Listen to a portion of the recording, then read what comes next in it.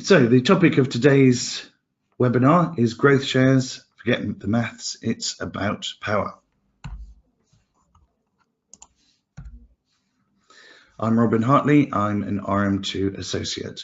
This presentation will probably be shorter than 30 minutes because although there isn't a lot to go through, the ideas might be quite complicated. I'm very happy to answer questions at the end of this session. There should be a box for you to type questions into, which I will answer. So my view on growth shares is that we often have clients come to us with a very, very simple concept for a growth share plan. And it will be something along the lines of, there is an executive team, shareholders have agreed that the executive team can have a pot, let's say 10% of the growth in value of the company. What could be simpler?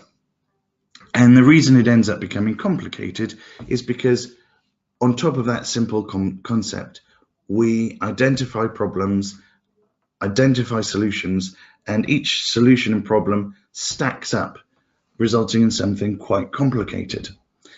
And as a way of trying to manage that complexity, it's necessary to use director's discretion to resolve things we didn't expect or things that couldn't be defined at the outset. And the more scope there is for the directors or the board as a whole to influence the outcome for growth shareholders, the more it's necessary for trust to exist at the outset and to continue through the life of the plan. If that trust isn't there at the start, if there aren't the right grounds for trust, or if that trust falls apart, then the growth share plan is going to fail. My feeling is growth share plans, because of this inherent complexity, are only appropriate in situations where there already is a high degree of trust and the plan needs to be set up in such a way as to continue building trust. So to go through the specific features that I think add complexity, well, let's start off with that simple idea of sharing in the growth and value of the company. That means that you have to, through the life of a plan, have an idea of the value of the company and the relative value of growth shares.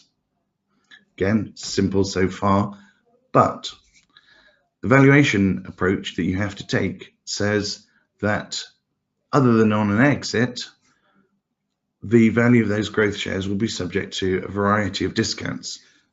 So lack of liquidity, minority voting rights, things like that. Excuse me. The solution is to add in further rights to the growth shares that say when these shares are sold, there's a right to sell them to a majority shareholder for an undiscounted value. So we've added a layer of complexity in order to try and keep to the simple original idea. But there's another problem if we build in put options. HMRC guidance on the differentiation between growth shares and convertible shares says that there's going to be some risk when we draft the hurdle attaching to the growth shares. When we create these put options, we have to be really careful about the drafting. And what HMRC guidance said is if the end result of the drafting and the put options means that there's a switching off of value, that value happens not gradually and organically, but suddenly bang, an event happens and the shares have value where they didn't before, that's not a growth share at all. That's a convertible share, and there'll be multiple income tax charges through the life of those shares. So if you end up with something treated as a convertible share, it's a tax disaster, and it is very easily done. The solution to that is we have to be very careful with how we draft the hurdle attaching to the growth shares, and we have to balance the put options with call options and restrictions on the exercise of the put options.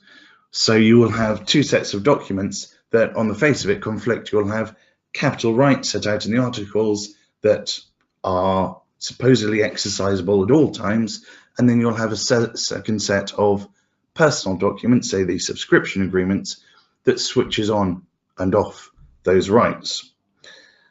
So you've got a whole extra layer of complexity. And often in defining those capital rights, in defining when the put options and call options can be exercised and the extent to which they can be exercised, there's going to be a lot of questions about interpretation. There's going to be a lot of power of the directors to decide when and how to exercise those powers. And the end result is that the value that growth shareholders get and when they get that value is a lot determined by the board's exercise of discretion. Everything that growth shareholders get or don't get is at the mercy of that discretion, and that means you need trust. So let's go back to the basic idea.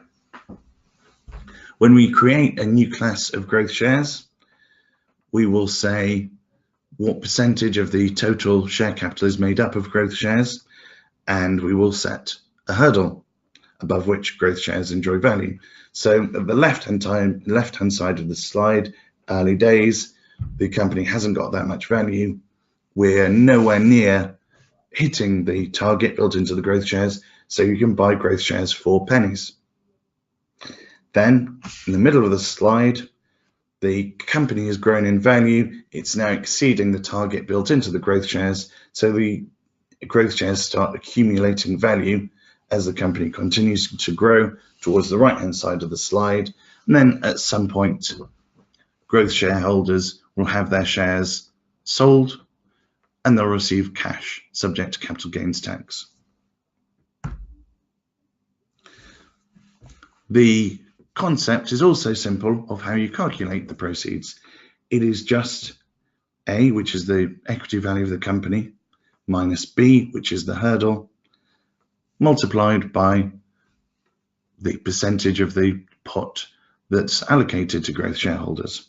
So if we take this example, we're thinking about the right-hand side of the previous slide. So the company has exceeded the target for some time. It's now worth 10 million. Target was worth 7 million. So there's a growth in value of 3 million. If growth shareholders' share of that was 10%, then there's 300,000 to be shared among growth shareholders. So reasonably simple. And then this slide is to illustrate how that simple concept gets more complicated. The blue faded line shows the theoretical value, or the value that would be shown by the formula on the previous slide. And the fuller, non-transparent blue line shows us the actual market value once we take into account shareholder discounts for lack of liquidity and minority holdings. So even when the target's exceeded and growth shares start accumulating value, they're still well below what you would expect until negotiations for an exit start. Then in between negotiations starting and the actual exit, the actual market value and the theoretical values converge, because the discounts for lack of liquidity, they start to disappear because you're coming towards an exit, and the discount for minority interests also becomes less important just as you get in that final period towards an exit. If you paid out someone, if you bought their growth shares off them for an amount that reflected this formula without taking into account the discounts for lack of liquidity or minority interests, then you're giving people an overvalue. So that overvalue is going to be subject to an income tax charge. So a disaster, and not what was really intended by a growth share plan. There are also a few other areas where directors' discretion is going to come into account. The central moment or reason for directors' discretion is going to be shaping how the valuation of growth shares works outside an exit. But there are other circumstances. So outside artificial liquidity events, directors can influence what growth shareholders get by the timing and the extent of an award of shares at the beginning, and also how leavers are treated. So it's not just about valuation. There are other ways in which directors' discretion is necessary. And again, if you just go back to a client at the outset thinking, right, we've got this really simple agreement with shareholders, the executive team are just going to get a slice of the growth in income, the whole thing is wrapped in directors' discretion. So we've talked quite a bit about valuation, and I'm not going to put down a specific valuation formula, but the factors that will probably be taken into account are sustainable earnings, a market multiple, whether there should be additions or subtractions for debt, free cash, non-trading assets. And all of those factors and a firm formula will need to be embodied in the put option that you're building into the growth shares. So how can directors' discretion affect that formula? Because if we've written it down, surely it's certain and clear. Well, I have never seen a growth share plan where there is a formula for calculating value and there isn't something that could be argued over. There's firstly a question as to what extent any earnings are sustainable. So there might be one-off events, there might be an excessive dependence on big customers, meaning that yes, those events have boosted earnings, but they're in no way sustainable. There's also a big judgment about what the appropriate multiple is. And in terms of the additions and subtractions, you can argue for days over what the appropriate additions and subtractions are. We often end up with companies wanting to put in a couple of pages as to how debt is defined. And the issue with all of these complexities are that adding pages and pages to the definitions don't necessarily reduce the scope for argument. Once you've got over a certain threshold of complexity,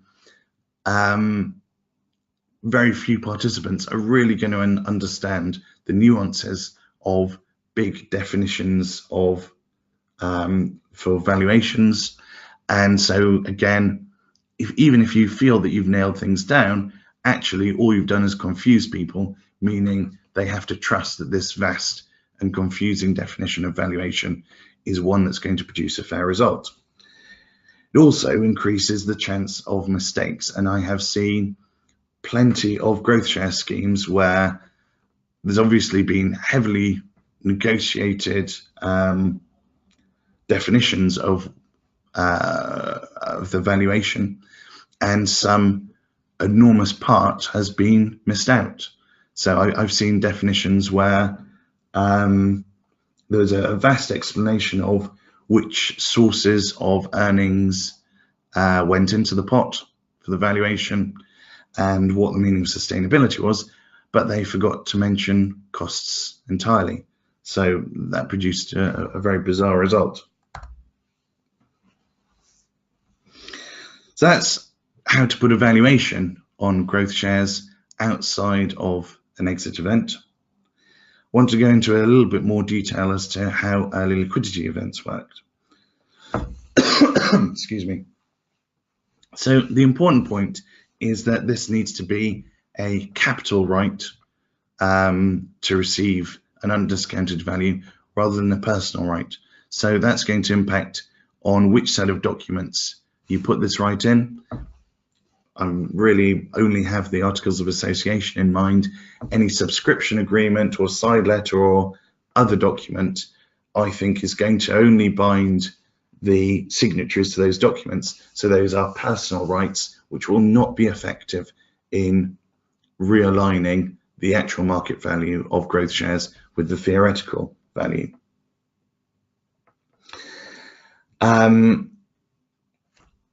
when you have that put option, you don't want the holders of growth shares to be able to exercise that put option at any point. So you have a bit of difficulty in saying, well, can we just switch off that put option? And then we go back to the HMRC guidance that says if the value of a share is going to be switched on and off, then it's going to be a convertible share. So no, we have to have a put option in existence and theoretically exercisable at any point. And the way we switch it off is by putting in restrictions or call options in a personal agreement, so that we have that argument that, yeah, we're aligned with the HMRC guidance. The capital rights continue, and we're just switching them on and off through personal restrictions in personal agreements like the subscription agreement.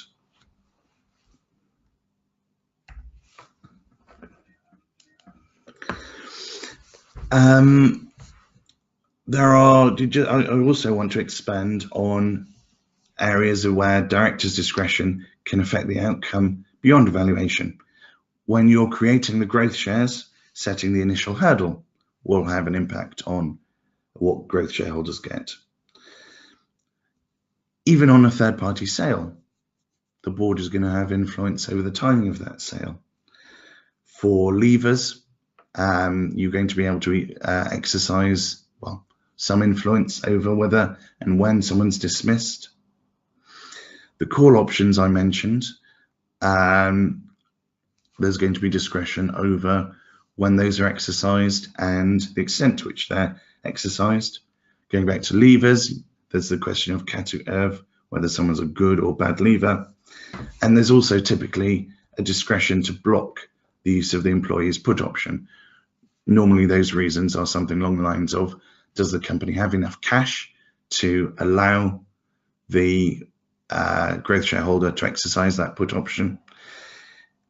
Is the person trying to exercise that put option, are they performing adequately? Are they under notice? Or is there some other big event or big transaction, meaning that there just isn't time or the capacity to deal with this person exercising the put option? So hopefully where we've got to is, yes, even with a very, very simple concept for a growth share, once we address lots of problems and all the different scenarios, we can end up with something very, very complicated. And we can deal with that by trying to address every different scenario through drafting. And you will end up with massive subscription agreements and hugely complex additions to the Articles of Association. Or you could say, we don't know what the future is going to hold. We're not going to try and address it in drafting, but if there is any dispute or question needing interpretation, we're going to escalate to some sort of third party. I feel that still doesn't help. I've never actually seen any of these issues escalated to a third party. Normally, as soon as some question comes up, it ends up being a negotiation between the growth shareholder and the board or the shareholders. And so, yeah, I just don't think it works. Or the third approach is to simply accept that discretion is part and parcel of what's being set up, that you can't predict the future. There are events where discretion is going to be exercised, and it's just a question of who is going to exercise that power and does everyone trust them. So I feel once we've been through all that thinking, we've really come full circle, and everything about a growth share plan is subject to discretion. And that means that we shouldn't be worrying about nailing down absolutely how this formula for a growth share plan is going to play out in every circumstance. Actually, what we need to be doing with the plan is establishing the grounds for trust. So to begin with, I think that means narrow eligibility.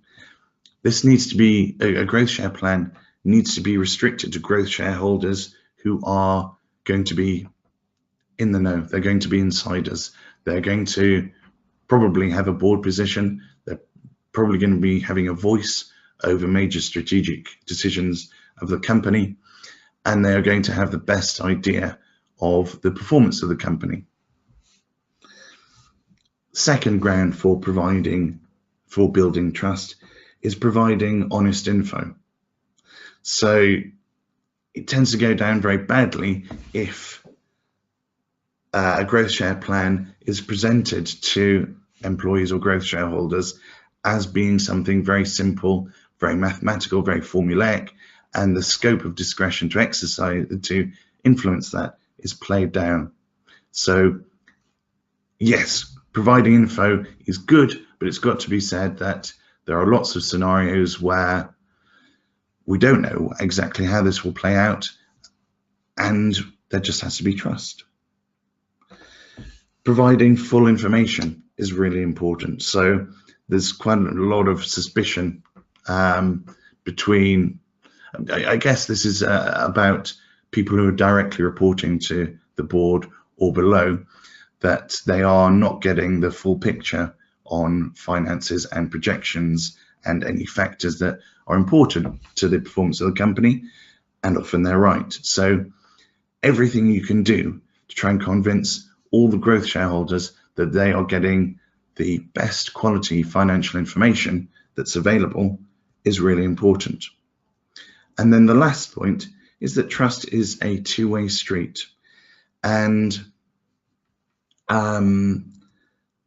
it's really important that whoever is steering the company, whoever has set up the plan, should be accountable to the growth shareholders. Probably that means something very simple. That might mean standing in front of them once or twice a year and saying, this is where we think the company is going to go. Ask me questions, criticize what I'm doing. That's very effective to build trust, but in my experience, very rarely done. So let's summarize. Growth shares isn't really about the maths, or at best, you have this mathematical concept at the core. The extent to which that's delivered to growth shareholders is at the mercy of directors' discretion. I don't think you can restrict the scope of that discretion without fortune telling. So accept the scope and impact of directors' discretion and try and build trust between all the relevant parties in a growth share plan. That's how to get the best out of growth share plans. So that's it. Thank you very much for your time. I hope I've managed to convince you that a slightly different approach and not maths focused approach is appropriate to growth share plans. Does anyone have any questions?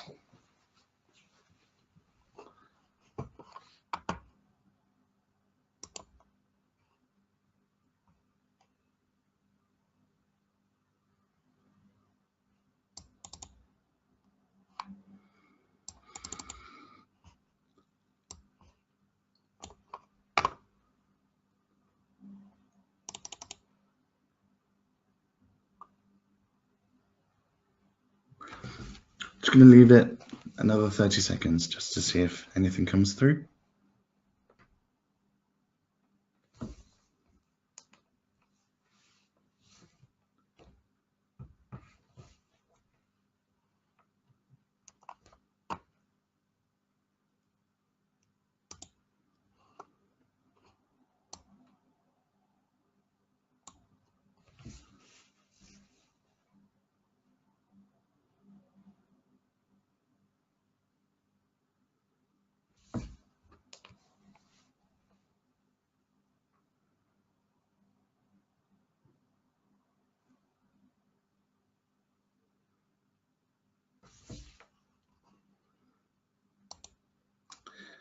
Okay, no questions have come through, so if you do have something you wanted to ask, please send me an email. Otherwise, that's it for now. So thank you very much for your time.